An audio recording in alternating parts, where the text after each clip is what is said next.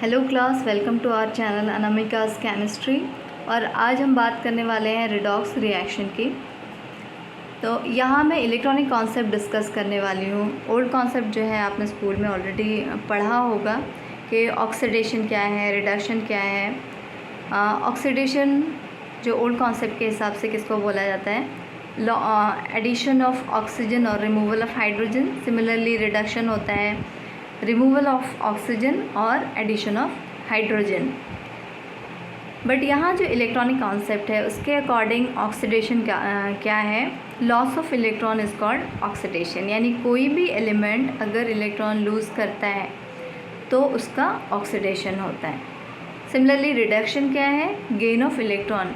That means any element when gains an electron तो वो reduce हो जाता है। तो let's take some example.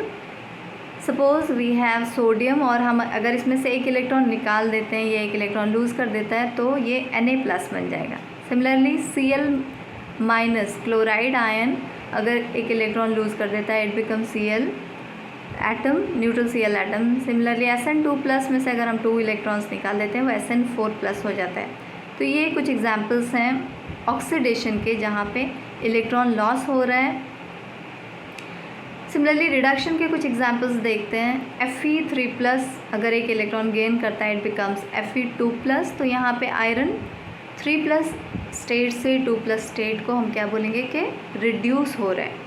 Similarly oxygen when gains 2 electrons become O2-।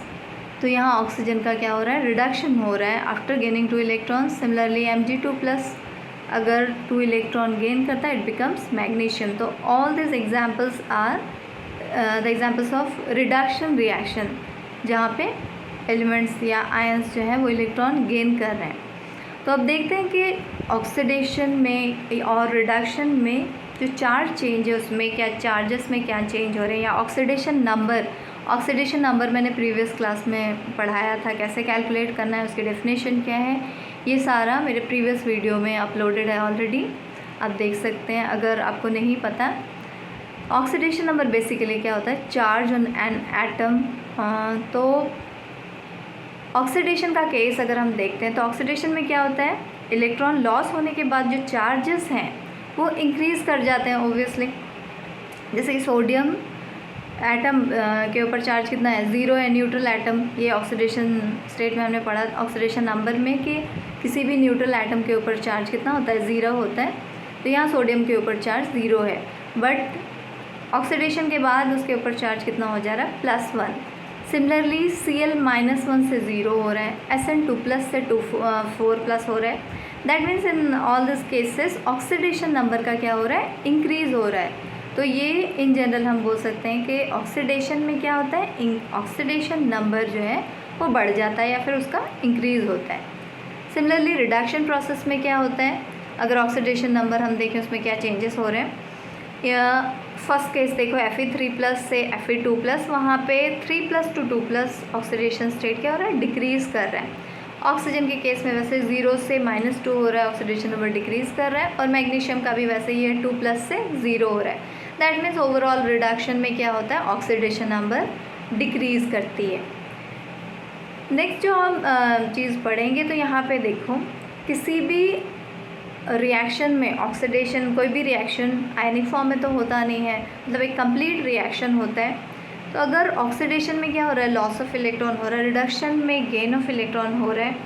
तो अगर हम कोई भी रिएक्शन देखते हैं तो वहाँ पे एक एलिमेंट ऑक्सीडाइज हो रहा होता है और दूसरा एलिमेंट रिड्यूस हो रहा होता है। तो ओवरऑल जो ये रिएक्शन है, कोई भी ऑक्सीडेशन रिएक्शन हो या रिडक्शन रिएक्शन, तो वहाँ पे साइमल्टेनियसली 2 रिएक्शन होते हैं, ऑक्सीडेशन और रिडक्शन दोनों ही एक साथ। इसीलिए हम किसी भी ऑक्सीडेशन बेस्ड रिएक्शन हो या रिडक्शन बेस्ड रिएक्शन हो उसको हम रिडॉक्स रिएक्शन बोलते हैं। Redox that means both reduction plus oxidation.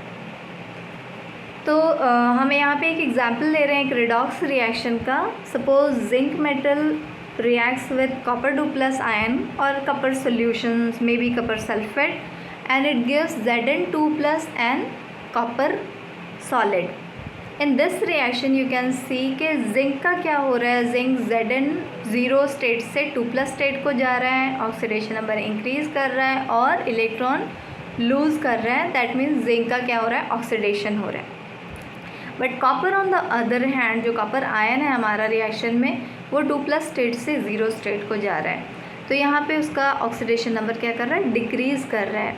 अगर हम इसको हाफ रिएक्शन फॉर्म में देखते हैं तो फर्स्ट केस में फर्स्ट क्या होगा कि Zn 2 इलेक्ट्रॉन लूज़ करेगा और वो Zn2+ में कन्वर्ट हो जाएगा, ऑक्सीडाइज हो जाएगा। एंड कॉपर वो जो 2 इलेक्ट्रॉन्स है, लॉस्ट इलेक्ट्रॉन्स, उनको गेन करेगा और कॉपर सॉलिड में कन्वर्ट हो जाएगा। तो यहाँ पे 2 रिएक्शंस साइमल्टेनियसली हो रहे हैं, जिंक का इलेक्ट्रॉन लूज़ करना और कॉपर का इलेक्ट्रॉन गेन करना। जिंक का ऑक्सीडेशन हो रहा है, कॉपर का रिडक्शन हो रहा है। तो अब देखिए, जो जिंक ऑक्सीडाइज हो रहा है, होने के बाद 2 इलेक्ट्रॉन दे रहा है और उस इलेक्ट्रॉन को लेके कॉपर रिड्यूस हो रहा है, Cu2+ रिड्यूस हो रहा है। तो जिंक यहाँ पे क्या कर रहा है, कॉपर 2+ को रिडक्शन में हेल्प कर रहा है। एंड सिमिलरली कॉपर 2+ जो है जिंक को ऑक्सीडेशन में हेल्प कर रहा है।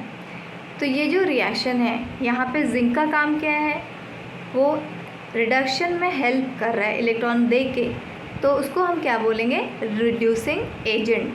तो रिड्यूसिंग एजेंट क्या होते हैं, जो कि रिडक्शन में हेल्प करते हैं। दैट मीन्स वो गुड इलेक्ट्रॉन डोनर्स होने चाहिए, तभी वो इलेक्ट्रॉन दे के ईजिली किसी को भी रिड्यूस करने में हेल्प करेंगे रिडक्शन में। सिमिलरली यहाँ पे जो कॉपर है वो क्या कर रहा है कि कॉपर 2+ आयन वो ऑक्सीडेशन में हेल्प कर रहा है, जिंक की ऑक्सीडेशन में। जिंक से जो डोनेटेड इलेक्ट्रॉन है वो उसको गेन कर रहा है। तो कोई भी ऑक्सीडेशन एजेंट वो कैसा होना चाहिए कि उसकी एक स्ट्रॉन्ग टेंडेंसी होनी चाहिए टू गेन इलेक्ट्रॉन। तो जितने भी इलेक्ट्रॉन गेन करने की टेंडेंसी रखते हैं, मे बी आयंस और एटम्स, वो किस कैटेगरी में जाएंगे, वो सारे बेटर ऑक्सीडाइजिंग एजेंट हो सकते हैं। एंड सिमिलरली जो इलेक्ट्रॉन डोनेट करने की टेंडेंसी रखते हैं, स्ट्रॉन्ग टेंडेंसी होती है जिनकी इलेक्ट्रॉन देने की, वो सारे बेटर रिड्यूसिंग एजेंट्स हो सकते हैं।